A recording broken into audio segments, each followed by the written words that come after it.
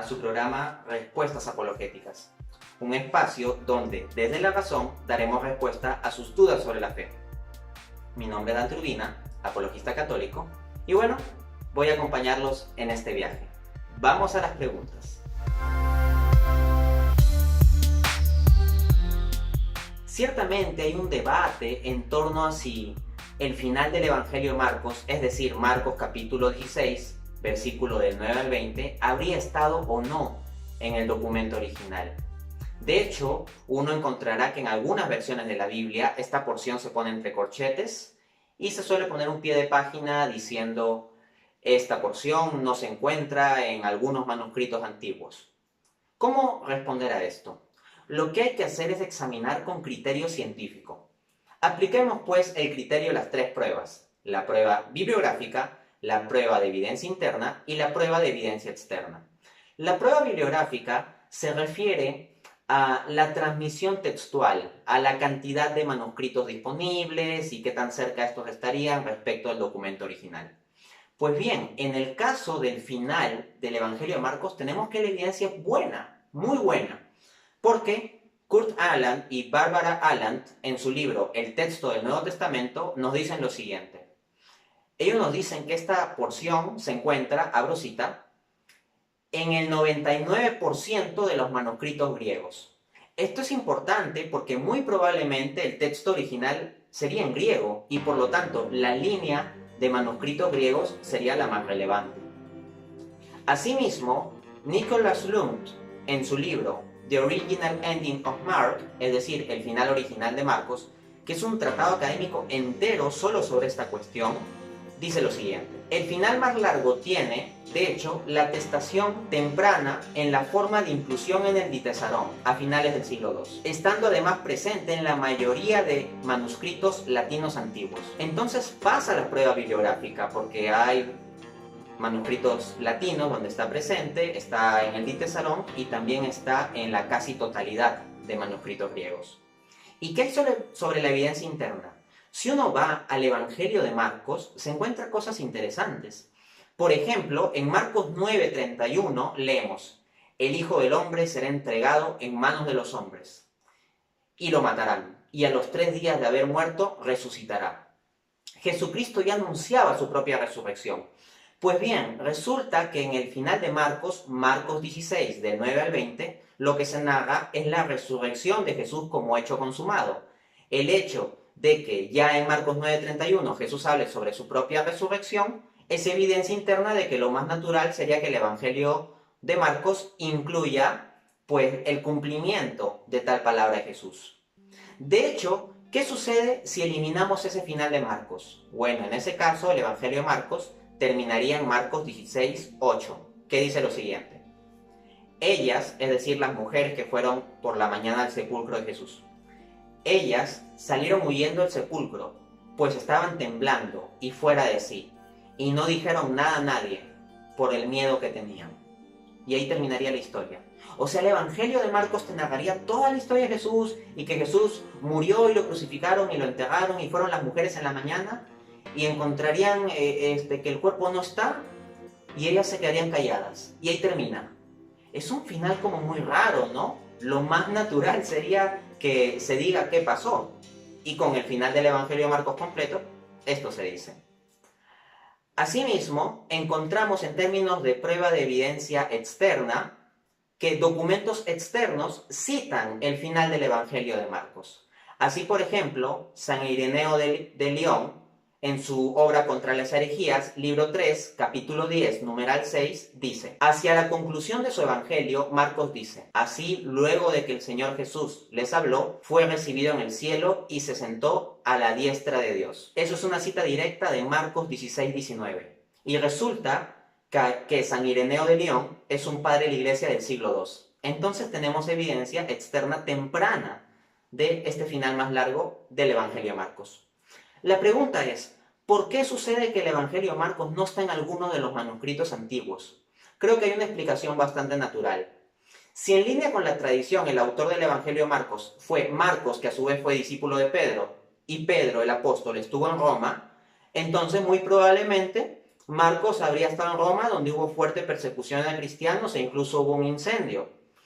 Entonces, ¿qué tenemos? Que en la comunidad cristiana donde se había comenzado a transmitir el Evangelio de Marcos con las primeras copias manuscritas, habría habido un contexto de persecución, de incendio y todo eso, y dadas esas circunstancias, algunos de los manuscritos antiguos originales de Marcos, o perdón, copias de los originales de Marcos, se podrían haber dañado. Pues bien, ¿por dónde se daña un rollo antiguo? Un rollo, por la estructura que tiene, si se quema un poco, por ejemplo, o se desgasta, se daña por el comienzo o por el final. Así que acá tenemos una explicación bastante natural de qué podría haber pasado con ciertas líneas de manuscritos. Pero en el original todo apunta a que sí habría estado.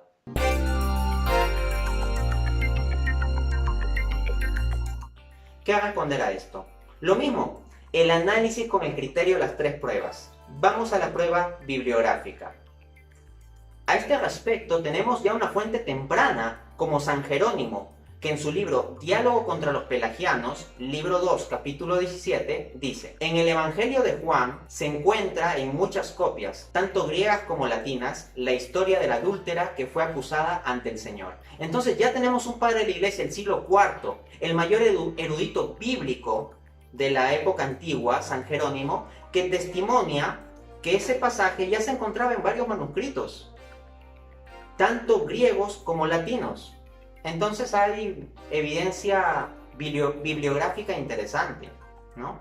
Asimismo, Jesse Boyd nos informa lo siguiente: los códices L y delta tienen un espacio vacío después de Juan 7:52. Esto prueba que los escribas estaban plenamente conscientes de que estaban dejando algo fuera. Interesante, porque justo después de Juan 7:52 es que podría situarse, o algunas versiones sitúan, la perícopa de la adúltera.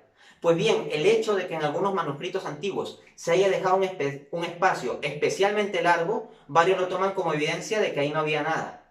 Pero si se está dejando un espacio especialmente largo, más bien eso puede ser evidencia de que se tenía conciencia de que ahí podía haber algo. Es como cuando en una cena se cocina un poco más por si llega alguien más. Por ejemplo, si viene tal persona y también viene su esposa, entonces hay que cocinar un poco más. Por lo tanto, ese espacio particularmente largo sería una línea de evidencia interesante. Bueno, tenemos también que en términos de evidencia interna la cuestión es interesante, porque cuando uno elimina la perícopa de la adúltera, el texto de Juan queda un poco raro, así que lo más natural sería incluir la perícopa de la adúltera. Esto nos lo informa el académico Edward Hill, que escribe lo siguiente: en cuanto a no ajustarse el contexto, la situación es en realidad la inversa. Cuando se omite la perícopa de la adúltera, ello deja un hueco. Cuando se rechaza Juan 7:53, 8:11, la falta de conexión entre los capítulos 7 y 8 es excesivamente extraña. El lector es llevado de una disputa en medio de la cámara del concilio del Sanedrín a Jesús de vuelta en el templo sin mayor explicación. Entonces lo más natural es incluir la perícopa de la adúltera, porque así parece haber más continuidad en la transición del texto joánico. ¿Y qué hay en términos de evidencia externa? Pues bien, tenemos que un documento como la Didascalia Apostolorum, la cual académicos fechan en torno al siglo II o siglo III, nos dice lo siguiente en el capítulo 7. Él, el escrutador de los corazones, le preguntó: ¿te han condenado los ancianos, hija mía? Ella le dijo: no, señor. Y él dijo: vete, yo tampoco te condeno. Esta es una cita de la perícopa de la adúltera, y es una cita temprana, y de hecho más temprana que ciertos manuscritos en los que se alega que falta. Ahora, ¿cuál podría ser la razón de la explicación de que la perícopa de la adúltera no aparezca en todos los manuscritos? Uno pues tiene que pensar cuál sería la explicación. Una explicación posible nos la va dando San Agustín. Sí, así es, San Agustín en su libro sobre las uniones adúlteras, libro 2, capítulo 7, dice: algunos de poca fe, o mejor dicho, enemigos de la verdadera fe, temiendo que se conceda a sus mujeres la impunidad en el pecar, arrancaron de sus códices aquella escena en que el Señor perdonó a la adúltera. Entonces parece que sí habría estado en el original y después algunos lo retiraron. Contrariamente a la hipótesis de algunos escépticos que dicen que no habría estado en el original y que después lo insertaron. No, la perícopa de la adúltera tiene buena evidencia a su favor, que muchas veces es dejada de lado.